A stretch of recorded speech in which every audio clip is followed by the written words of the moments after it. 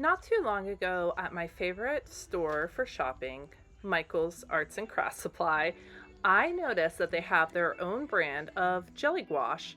Jelly gouache is artist grade gouache paint, and if you're not familiar with gouache paint, it is an opaque watercolor for all intents and purposes. Now, the Artist Loft one I was intrigued by because it is something that you can conveniently go and pick up in most places in the US, which is where I'm located. So I thought it might be interesting to try it.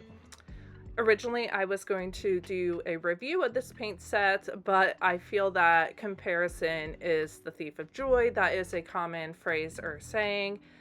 And in this situation, this paint is okay, absolutely, for beginners, but there are some things about it that are on the negative side, so I've decided not to do a review, instead just first impressions. So I'm not going to get super harsh and into it, and I don't actually use the paintbrushes that they gave because I knew that I would not like them. I have been painting for over 5 years now with gouache primarily, or acrylic gouache, and I know that the nylon paintbrushes are not something that I gravitate towards, so I just didn't use them at all. They looked like they were decent quality and would definitely work for anyone who doesn't have other paintbrushes. However, I do have a tremendous amount of paintbrushes already, so why not use what I enjoy and like? You might have already noticed me struggling to open some of these paints. This is typical for all jelly gouache. I have Micheal jelly gouache and I have Artex jelly gouache, and they are both equally as difficult and annoying to open. There were a couple that I just completely waited to do later off camera because it was just struggling too much, and I just didn't want to be wasting all that time while also filming and using up the data on my phone to be taking off a little tab. One thing about these sets that always kind of annoys me is how many green paints that they have. Green is probably one of the easiest colors to mix. You can mix it the traditional way using different shades of yellow or blue, or you can use just a tiny bit of black with a bright yellow and you'll find a lot of beautiful greens. There are some greens that are harder to get, but all the ones in this set you can definitely make yourself. As you can see, the binding agent and the paint did separate away from the paint itself, so I had to stir all of these paints individually before using them. I didn't show all of that in the video because it just would have been like such a waste of your time to watch, I feel like, but here you can see I just used a toothpick and I took my time. This probably took me about 20 minutes total to stir the whole set. That is a disadvantage of the set for sure. I know I said I wasn't going to review it, but truthfully, that is kind of annoying. You want to open up something that's brand new like this and just get going, get started, get painting. And unfortunately, you cannot do that with this set. You do need to prep the paint a little bit more.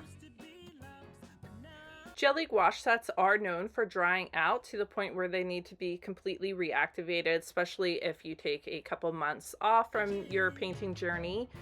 And I do want to put out that stirring these was incredibly easy, unlike when you completely dry out a set. So I'm going to quickly go through and swatch all of the colors except for white and black, just because I don't feel like that's necessary to do for you to get a sense of what they would look like.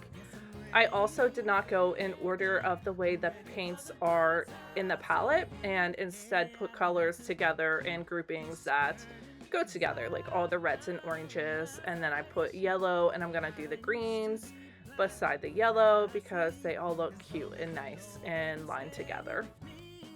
Almost all of the green paints are somewhat streaky and a little transparent, not as opaque as other gouaches I've used. However, I feel like if you were to mix your own green, as you can see, this dark blue that I'm using and now this Prussian blue that I'm using are very opaque. So if you were to use any of these blues and the yellow, I feel like you would get a much nicer green than the one that is in the set. I'll have to test that out and see if that's actually true, but I'm fairly confident that it would be. Again, I do want to reiterate that I do think this is a decent enough set for a beginner. There's nothing wrong with it. There's just nothing overly great about it. You know, this is something like maybe if you have a grandparent or a family relative who wants to get you something for the holidays, you'd be like, hey, I wouldn't mind gouache paint. You can pick up a set at Michael's, something like that. Otherwise, I don't know. There are other sets out there, I've mentioned them earlier, that are just like a tad bit better. That being said, this set is a little bit cheaper because Michael's does always offer coupons. So I got this for $22 and change. That's US dollars, of course. And that was after tax. So I used a 25% off coupon and I got a pretty nice savings. So economically, this is one of the best price sets that I've seen for the amount of colors. There are, I think, 24 colors in this set. And I'm just going to go ahead and do a couple painted illustrations. And blending is one of the techniques that I'm going to use right here in this elongated painting. And it's one of the trickier techniques to use with gouache because it dries out so quickly. But I felt like this paint did a pretty decent job. It honestly looked pretty good in the end. So I'm pretty impressed with how well it blended. And that also could just be because at this point I have a fair amount of experience doing it. And I just kept going back over and reworking certain areas till I got what I liked. And that's kind of what you have to do. This is just a wet paintbrush over that area to sort of blend those two colors better, which is something you can also do with gouache paint. You can re-wet it and go over certain areas. It is not easy sometimes. It can be a little tricky, but you can do it.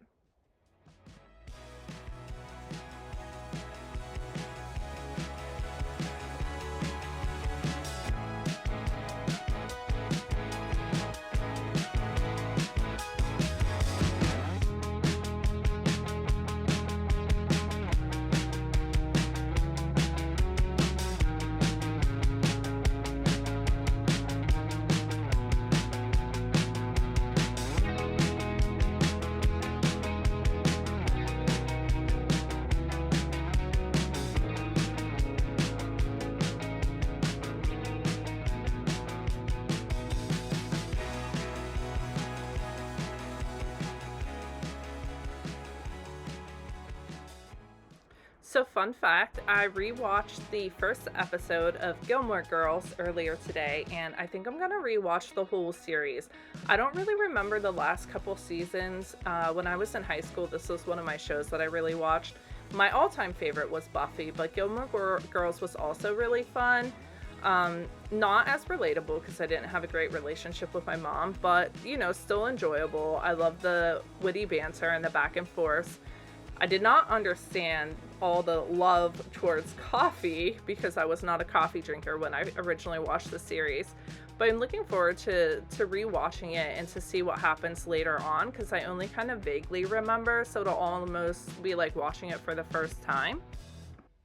I decided to rewatch it because I feel like it's kind of a fall type show. There's just something warm and cozy about it that just gives off fall vibes, so I felt like it was a good option as far as that goes. If you have any other good show options that I could maybe check out that might have good fall vibes, definitely let me know. I am feeling this season right now. I live in Pennsylvania and the leaves are just starting to change color. Not much, but some of them, just enough that you're like, all right, we're getting a little taste for fall now. As you can see, I painted a little pumpkin with a sort of abstract sort of background with just browns and greens to give the idea of earth or grass. I didn't really think too much about it. I just literally smushed my paintbrush around in those colors and painted them. I'm going to go ahead and use some of the black and just make some quick silhouettes of trees and then some silhouettes of bats to give a fun little spooky painting.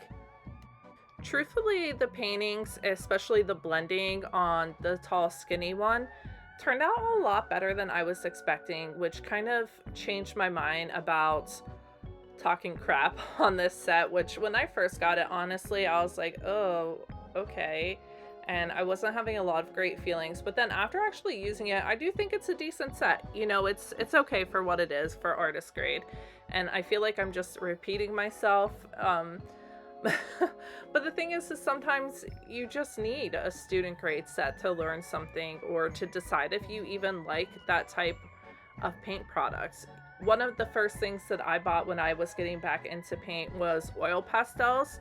I used them 3 or 4 times on tutorials and I made some beautiful drawings, sure, but that's it. That's all I used them for. And I was like, this is not for me. This is not the right vibe. I love the illustrations and imagery that I created with them, but it just wasn't right for me.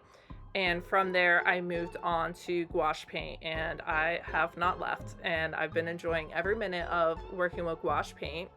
And I do think that these would be a great set for a beginner. That is my takeaway. But stay tuned to the end, and I will show you the most annoying part about my set in particular that I do not like. Thank you guys for watching another video, and I will see you in the next one. All right, bye.